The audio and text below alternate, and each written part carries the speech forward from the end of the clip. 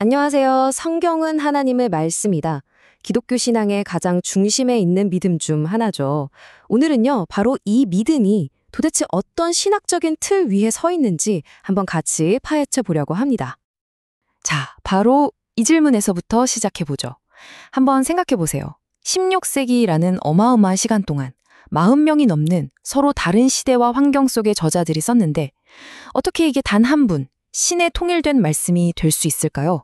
이게 바로 오늘 우리가 풀어볼 핵심 질문입니다.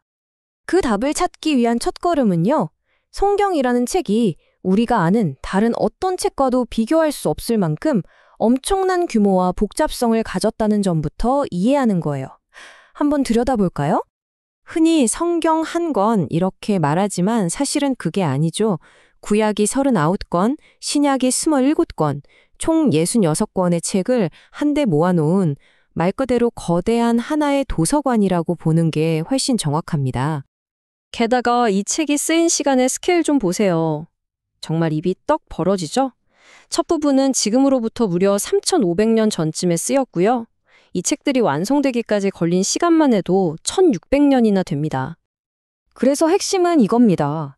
신자들에게 성경은 그저 오래된 문서들의 모음집이 아니라는 거죠. 이렇게나 방대하고 오래된 책 전체가 신이 직접 우리에게 주신 말씀, 즉 신의 음성이라고 믿는다는 것. 바로 이 지점에서 성경은 특별해지는 겁니다. 아니, 그럼 도대체 어떻게 그런 믿음이 가능할까요? 그 첫 번째 신학적인 열쇠가 바로 신의 계시라는 개념 안에 있습니다. 계시요? 한자 그대로 보면 열어서 보여준다는 뜻이잖아요. 신학적으로는 우리 인간의 힘으로는 도저히 알 수 없는 진리를 하나님께서 직접 짠 하고 보여주시는 행위를 말합니다. 이 비유를 보면 딱 이해가 돼요. 제가 이 명함 뒤에 뭐라고 썼는지 여러분 아실 수 있나요? 절대 모르죠. 그쵸? 하지만 제가 이렇게 딱 뒤집어서 보여드리면 아, 성경은 하나님의 가장 큰 선물이구나 하고 알게 되죠. 계시가 바로 이런 거예요. 누군가 드러내 보여주지 않으면 절대로 알 수 없는 정보가 있다는 거죠.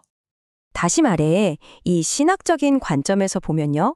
만약 신의 이런 계시가 없다면 인류는 이 그림처럼 캄캄한 어둠 속에서 인생의 가장 중요한 질문들에 대해 그저 추측만 할 뿐이라는 겁니다. 그런데 흥미롭게도 신학에서는 하나님이 자신을 드러내시는 방식, 이 계시에도 두 가지 다른 통로가 있다고 봅니다. 이 둘의 차이가 아주 중요한데요. 일반 계시는 말 그대로 일반적이에요. 자연 만물이나 우리 마음속 양심을 통해 모든 사람이 아, 이 세상을 만드신 분이 있겠구나 정도를 어렴풋이 느끼게 해주는 거죠. 반면에 특별 계시는 훨씬 더 구체적이고 직접적입니다. 역사 속의 어떤 사건이나 말씀을 통해서 구원의 계획이라는 아주 핵심적인 비밀을 특정 대상에게 알려주는 거죠. 그리고 성경은 바로 이 특별 계시를 담아놓은 기록으로 여겨집니다. 아니 그럼 왜 굳이 이걸 글로 기록했을까요? 생각해보세요. 말이라는 건 사람 입을 거치면서 자꾸 바뀌잖아요. 아, 다르고 다르다는 말도 있고요. 그런 왜곡의 위험을 막고 그 계시의 원본 메시지를 영원히 그리고 정확하게 보존하기 위해 기록이 필요했던 거죠. 자, 그런데 여기서 또 하나의 아주 중요한 질문이 생깁니다. 알겠어요. 기록이 중요한 건. 근데 그걸 쓴 건 결국 사람이잖아요. 그럼 사람인 저자가 실수는 안 했을까요? 혹시 편견이 들어가진 않았을까요? 이 질문이 우리를 두 번째 핵심 개념으로 안내합니다. 그 질문에 대한 답이 바로 이 믿음을 떠받치는 두 번째 기둥, 신의 영감이라는 개념입니다. 여기서 말하는 영감은요, 우리가 보통 영감이 떠올랐어 할 때 쓰는 그런 예술적인 영감과는 좀 다릅니다. 신학에서는 하나님이 성경 저자들의 기록 과정 전체를 직접 이끄셨다는 훨씬 더 특별한 의미로 쓰여요. 저자 각자의 개성이나 문체는 그대로 살려두시면서도 그 내용만큼은 단 하나의 오류도 없이 정확하게 기록되도록 인도하셨다는 거죠.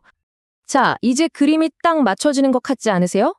계시를 통해 성경에 담길 내용이 주어졌다면 영감을 통해서는 그 내용이 사람의 손으로 기록될 때의 정확성이 보장된 겁니다.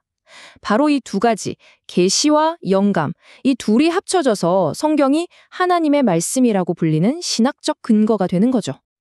자, 그렇다면 이 모든 믿음이 신자들의 삶에 구체적으로 어떤 의미를 갖게 될까요?